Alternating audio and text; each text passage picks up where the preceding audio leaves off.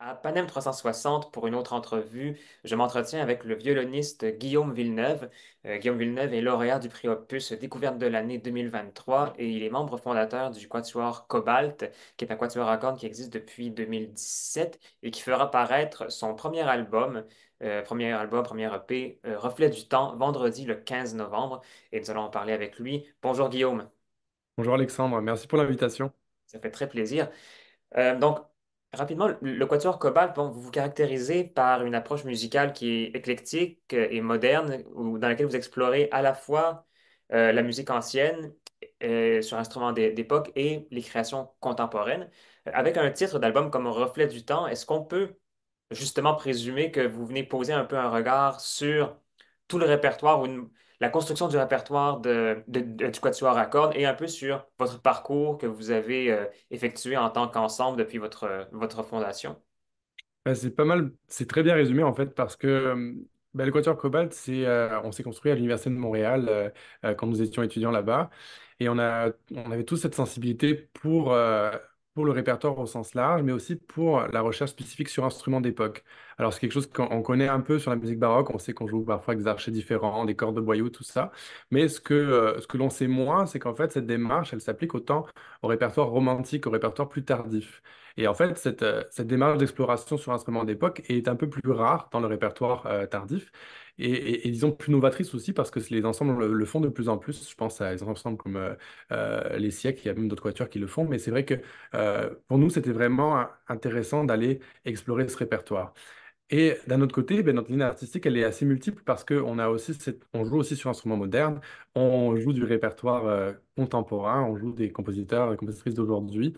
Et alors, ce premier album, pour nous, c'était l'occasion de montrer un peu la palette de couleurs du Quatuor, de voir un peu justement, c'est quoi le Quatuor Cobalt? Ben, c'est un peu tout ça. Et donc, on a pris, on peut dire, un risque artistique en enregistrant cet album sur les instrumentariums différents pour chacune des pièces. Autrement dit, la première pièce du programme, qui est une pièce de Maddalena Sirman, compositrice, disons, contemporaine de Mozart, qu'on connaît peut-être mieux de nom.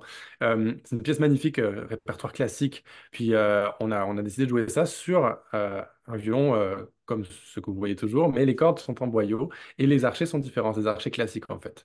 Et on a fait de même avec le répertoire romantique, avec la pièce de Fanny Hensel Mendelssohn, sœur de Félix.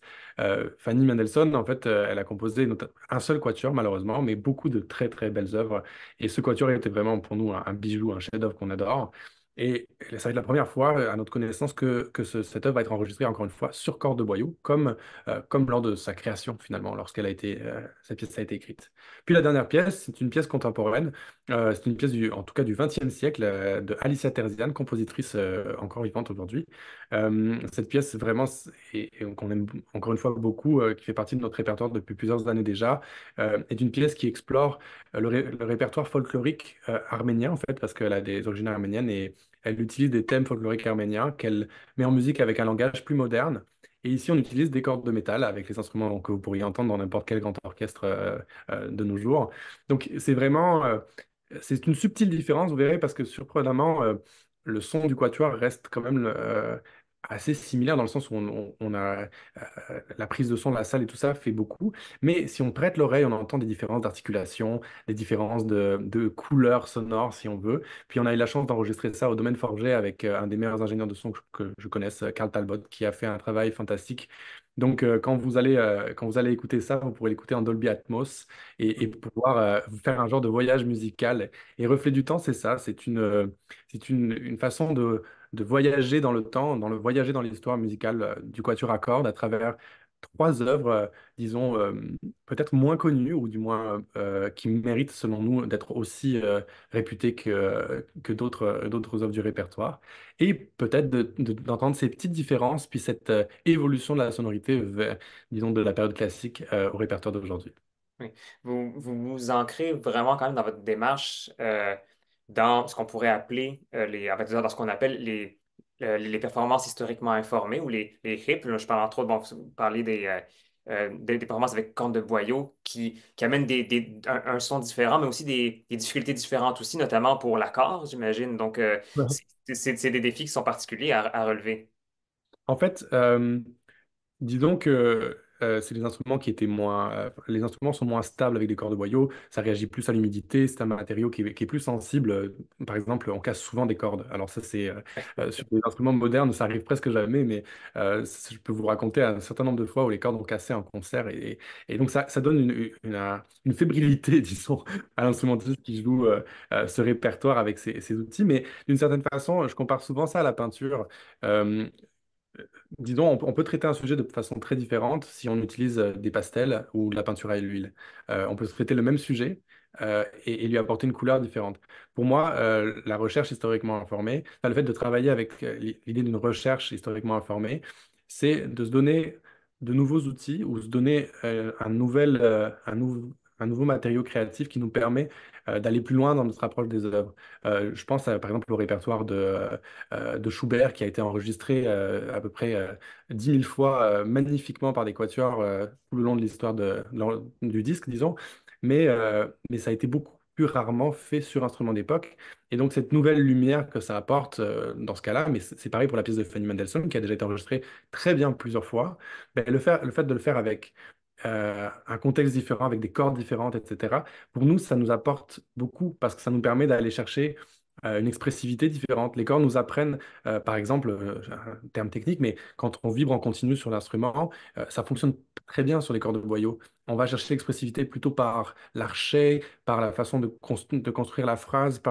Donc il y a toutes sortes d'autres choses qu'on va mettre en place, d'autres choix musicaux qu'on va faire et qui vont amener finalement à interpréter ces pièces différemment.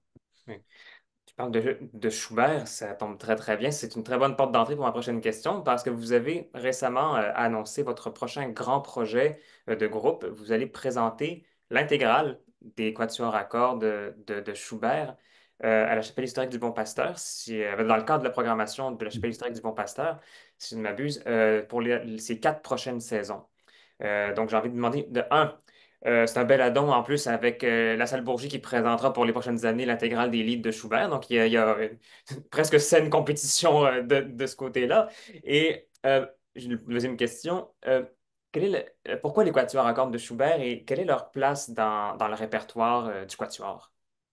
Alors, c'est une très bonne question. Et je pense que plutôt qu'une saine compétition, je dirais que c'est surtout une saine complémentarité Oui, parce que effectivement. finalement, c'est un projet qui est né vraiment en parallèle sans que Hmm. nécessairement euh, enfin, je ne savais pas qu'il y avait une annonce intégrale qui s'est Non, non, lancée de notre non, c'est côté. ça. Quand Simon m'a offert la possibilité de faire ce projet, quand on a discuté de ça ensemble, c'est vrai que je pense que on n'aurait pas idée qu'il y avait un projet similaire qui naissait de l'autre côté. Mais c'est ça qui est génial, c'est que ça va permettre au public montréalais d'aller vraiment se plonger dans le répertoire de Schubert pendant ces 4 années. On se rappelle que dans 4 ans, c'est l'anniversaire, je crois, de la mort de Schubert. C'est une date importante qui donne l'occasion de faire cette rétrospective, disons. Le quatuor à cordes chez Schubert, c'est particulier, déjà parce qu'il a été très prolifique dans son écriture. Il a écrit 15 quatuors complets, qu'on a en fait 15 quatuors complets, 15 quatuors, dont certains sont un peu plus fragmentés que d'autres, je dirais, parce c'est ça, il nous a laissé aussi des esquisses, des morceaux de quatuors. Euh, c'est particulier parce que Schubert est un génie de l'écriture musicale. On le voit à travers les leaders. C'est un compositeur qui a été extrêmement productif aussi. Il a composé je ne sais plus combien de leaders, mais c'est plusieurs centaines. Euh, et dans ces quatuors, en fait, ce qui est fantastique, c'est qu'il y a un art du temps et il y a une écriture qui est extrêmement bien pensée, une architecture magnifique, et c'est une expressivité incroyable. Honnêtement, on a fait le premier concert il y a 2 semaines, là, si je ne me trompe pas. On jouait La jeune fille, la mort, et on avait couplé ça avec le premier quatuor, en fait. Et là, on peut voir l'immense, comment dire, progression de son écriture à travers son corpus. Et donc, pouvoir comme ça se rentrer plongé dans l'univers artistique d'un compositeur comme Schubert, c'est absolument génial pour nous comme artistes. Ça nous permet d'aller beaucoup plus loin dans l'interprétation parce que d'un quatuor à l'autre, notre connaissance évolue, comment dire, notre sensibilité d'interprète va aussi progresser. Puis je suis pas mal certain que dans 4 ans, nous aurons une approche complètement différente sur le quatuor qu'on a joué il y a 2 semaines. Et c'est ça qui est formidable en fait dans la possibilité d'aller aussi loin dans l'œuvre d'un compositeur comme Schubert.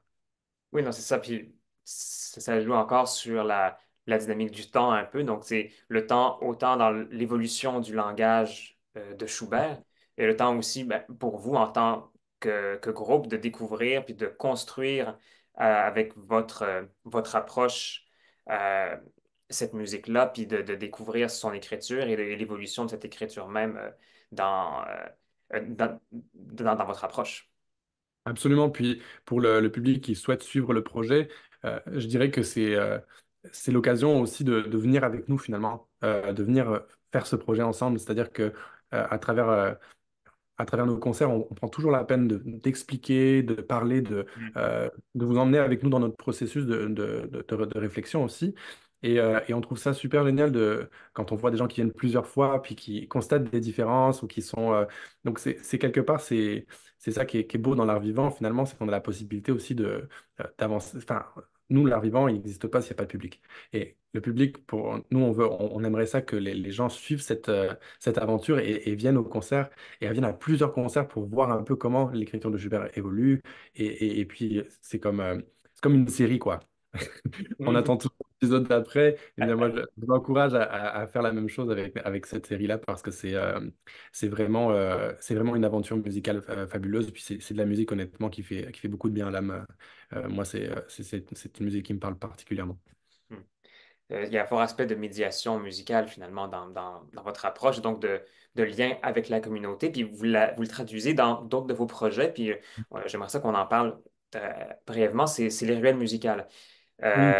qui est un projet qui est né de la pandémie, puis en fait, tu me corrigeras si je me trompe, mais qui aurait pu être ne serait-ce que quelque chose d'éphémère, de vraiment pour répondre à un besoin qui était présent à ce moment-là de continuer à jouer pour les gens, pour jouer entre vous aussi, parce que bon, on était tous séparés dans nos coins, ou pour la plupart, et de recréer ce lien-là avec le public. Et finalement, ça s'est stabilisé pour devenir une espèce de mini-festival. Parle-nous un peu de ce projet-là, puis de ces ruelles musicales qui se sont implantées maintenant pour le public montréalais. Alors, je pense que tu as bien résumé la jeunesse du projet. C'est vrai que pendant la pandémie, on a eu une tournée en France et plein de concerts annulés. Ben, comme tous les artistes, ça a été un gros coup d'apprendre que il était plus possible de voyager, plus possible de se produire en concert. Pour nous, pour un quatuor à cordes, ce qui est particulier, c'est qu'on a une dynamique de répétition qui est un peu différente des projets ponctuels que l'on peut faire aussi, là, qu'on fait aussi comme musicien professionnel, où on répète pendant une semaine pour un projet donné, puis ensuite on se retrouve 2 mois après pour le projet d'après.